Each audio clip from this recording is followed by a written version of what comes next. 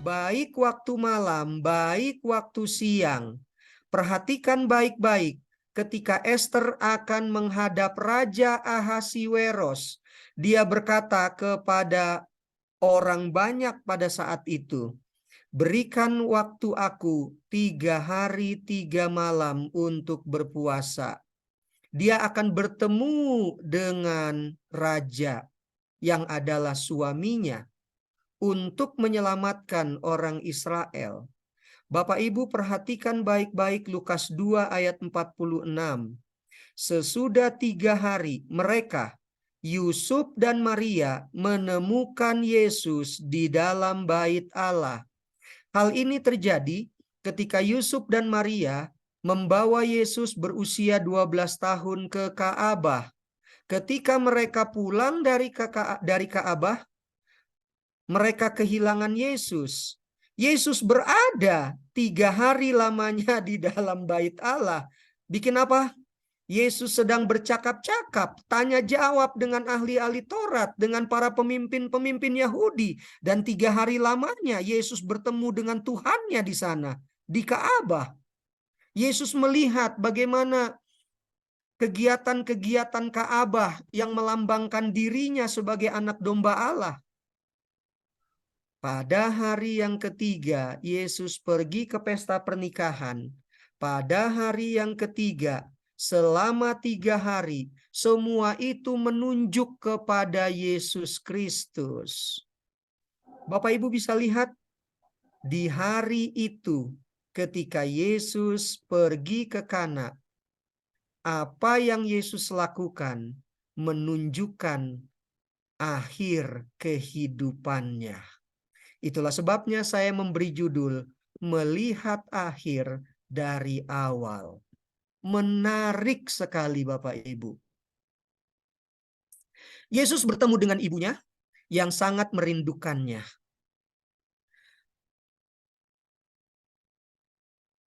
Banyak orang terheran-heran karena Yesus anak Nazaret itu datang dengan pengikut-pengikutnya yang kita sebut dengan murid-murid, rasul-rasul. Bukankah sebuah kebetulan? Bukanlah sebuah kebetulan Yesus datang pada hari ketiga. Hari ketiga itu berkaitan dengan elemen-elemen yang ada di pesta pernikahan itu. Ada apa pada hari ketiga itu? Bila mana kita membaca baik-baik 11 ayat itu, maka kita akan dapati ada 5 elemen di sana. Yang pertama air, anggur, cawan, tempayan, dan rasa. Hal ini menjadi menarik Bapak Ibu. Sebagaimana Yesus datang pada hari yang ketiga, di mana itu menunjukkan akhir kehidupan Yesus yang erat dengan kata 3 yang saya sudah sebutkan tadi, maka pesta pernikahan belum selesai. Masih beberapa hari lagi. Namun anggur yang menjadi minuman utama telah habis. Anggur itu adalah anggur murni, bukan fermentasi yang memabukkan. Anggur tentu berbeda dengan air biasa. Air tidak berwarna, tidak berbau, tidak berasa. Ya, itu air yang bagus. Tapi anggur yang bagus, kita lihat dalam cerita itu adalah biasanya orang-orang di zaman itu menyediakan dulu anggur nomor 1 dengan rasa yang luar biasa. Setelah anggur yang luar biasa itu habis, barulah disediakan cadangan anggur yang rasanya tidak sebaik anggur pertama. Ketika itu terjadi, Maria sebagai ibu datang kepada Yesus yang adalah anak Allah, yang juga adalah anak manusia, untuk meminta pertolongan. Ibu Yesus berkata, anggur mereka habis. Lalu Yesus berkata, "Mau apakah engkau daripadaku, ibu? Saatku belum tiba." Kata saat, waktu Yesus berkata itu, bahasa Ibraninya hora. Hora itu artinya, kata hora akhirnya menjadi hour, Bapak Ibu. Hour ya, menunjuk kepada jam atau waktu. Jadi ketika ibunya berkata, anggur mereka habis, Yesus menjawab, Mau apakah engkau daripadaku, ibu? Saatku belum tiba. Kata saat di sana itu tidak sembarang kata. Ketika Yesus berkata, saatku belum tiba, Yesus sedang berbicara, kematiannya akan datang. Bapak Ibu lihat, bila mana Yesus memulai pekerjaannya, maka itu akan menuntunnya kepada akhir perjalanan hidupnya. Itu yang dimaksud dengan kata saatku belum tiba. Hora, hour, jam matiku, waktuku nantinya. Yang sebetulnya belum tiba. Tetapi ketika dia memulai, maka dia sudah harus menjalaninya dan akan berujung kepada kematiannya di kayu salib. Bapak Ibu lihat, ada 5 elemen yang sudah saya sebutkan tadi beserta dengan maknanya. Yang pertama adalah air. Bila mana kita melihat elemen air, maka itu berhubungan erat dengan baptisan Yesus dengan makna kematiannya. Kita keluar dari kubur, kita keluar dari air dengan satu kehidupan yang baru, meninggalkan segala gaya hidup yang lama, sifat hidup yang lama. Dan itu bisa kita baca di Roma 6 ayat 1-6. Dan air juga berhubungan erat dengan kematian Yesus. Ketika Yesus haus, maka tentara Roma mengunjukkan air anggur asam. Ketika Yesus ditombak lambungnya, keluarlah darah dan air. Semuanya bercerita tentang akhir kehidupan Yesus di awal pelayanannya. Anggur, dan anggur itu adalah anggur asli, bukan fermentasi. Itu melambangkan atau mempunyai makna darah Yesus adalah menghapus dosa manusia. Bila mana Bapak Ibu membaca Ibrani 9 ayat 1-14, di sana dijelaskan dengan setegas-tegasnya, darah binatang tidak dapat menghapus dosa, tetapi dengan darahnya sendiri Yesus melakukan tugas keselamatan.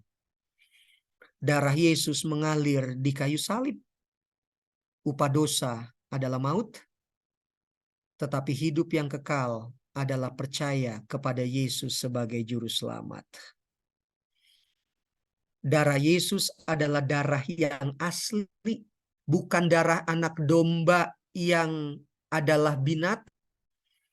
Darah anak domba itu hanya lambang. Itulah sebabnya anggur asli, artinya darah Yesus itu asli dari dirinya sendiri.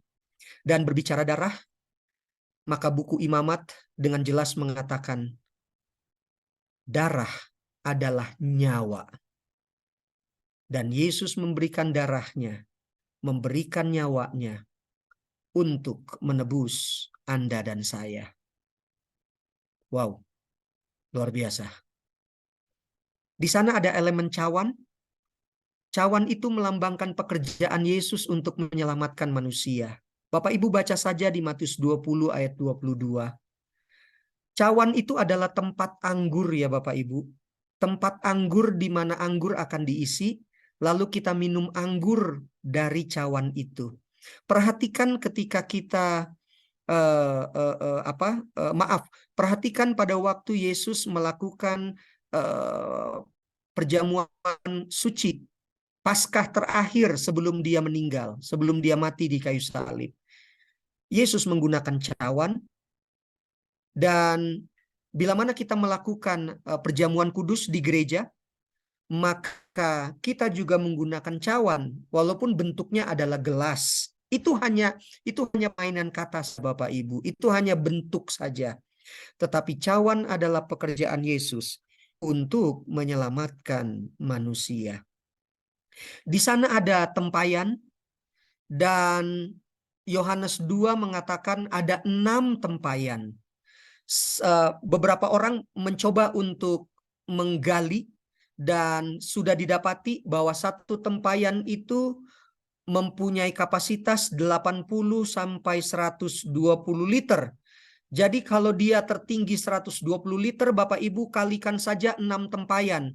Tentu itu jumlah yang sangat besar, yang sangat banyak, yang bisa memenuhi seluruh undangan yang ada. Tapi poin utamanya bukan di situ, bukan berapa banyak.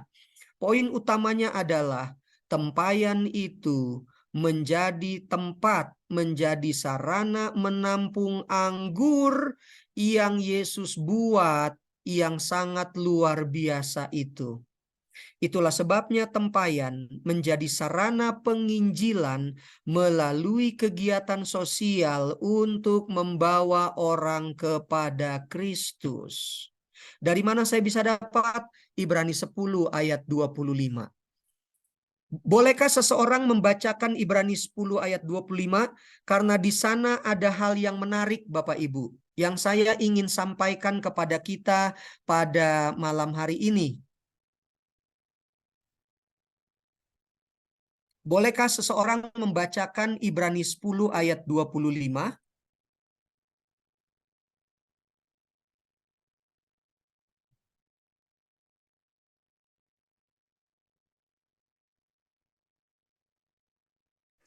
Ibrani 10 ayat 25.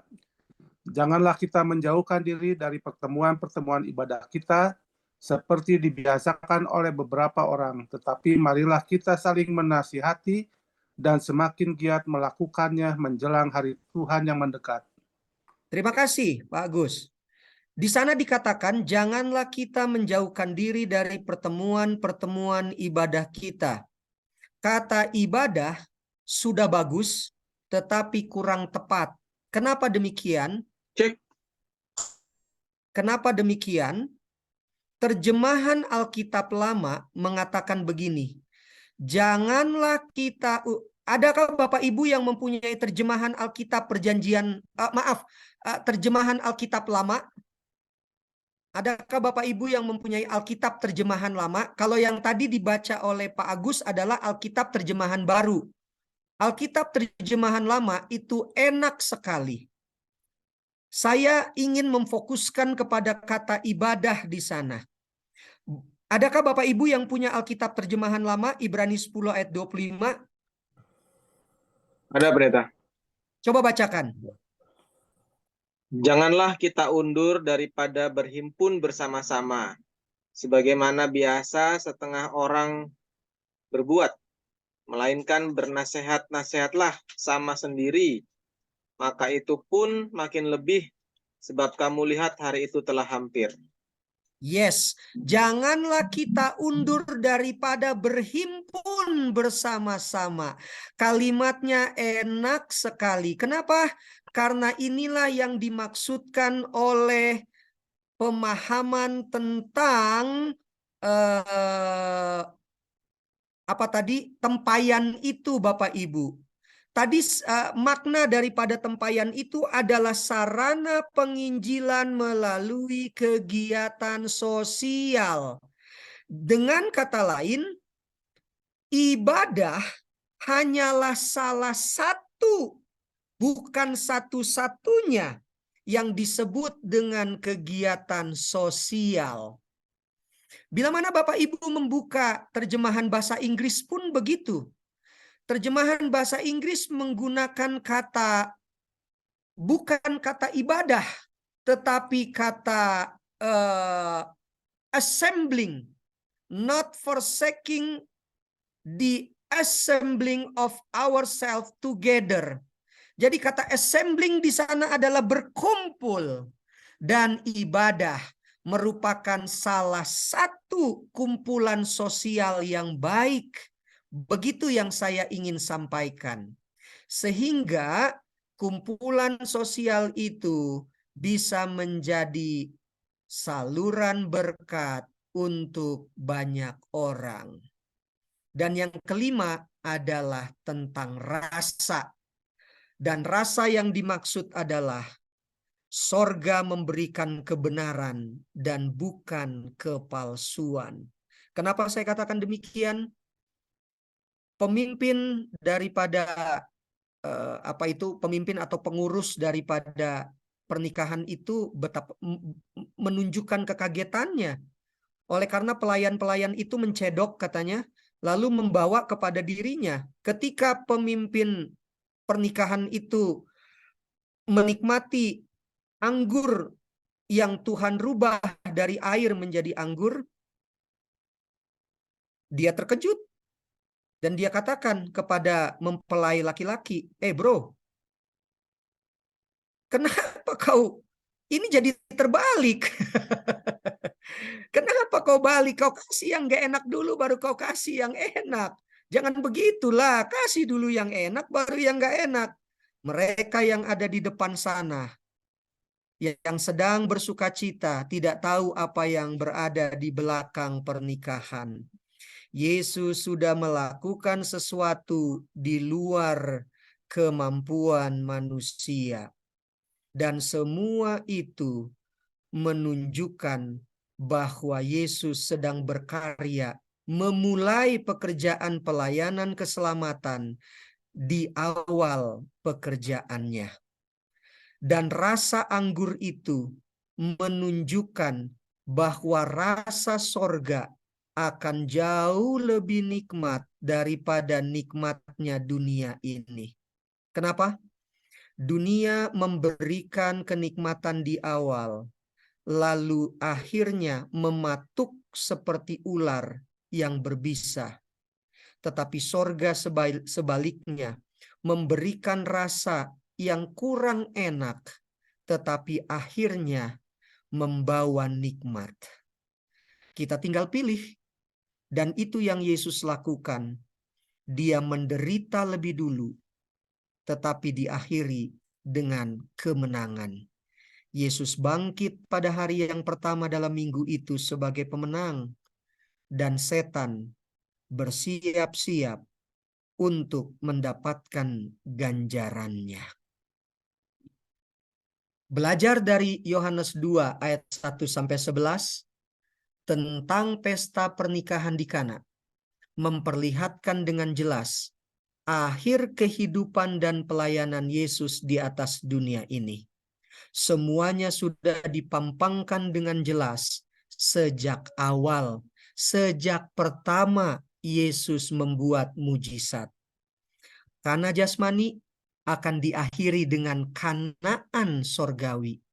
Hari ketiga, Yesus tidur selama 3 hari. Bangkit pada hari ketiga kurang tepat kalimatnya. Dan Yesus bangkit setelah hari yang ketiga. Lalu air, sebagaimana Yesus dibaptiskan, itu adalah kematian Yesus seperti ketika dia dibaptiskan. Anggur itu adalah darah Yesus yang dicurahkan sebagai penebus. Cawan, itulah pekerjaan Yesus dalam keselamatan. Tempayan, itu adalah sarana penginjilan melalui kegiatan sosial.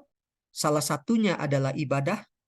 Dan rasa, itu adalah sorga yang memberikan kepastian dan bukan kepalsuan atau PHP, PHP, pemberian harapan palsu. Di dalam Yesus hanya ada ya dan amin.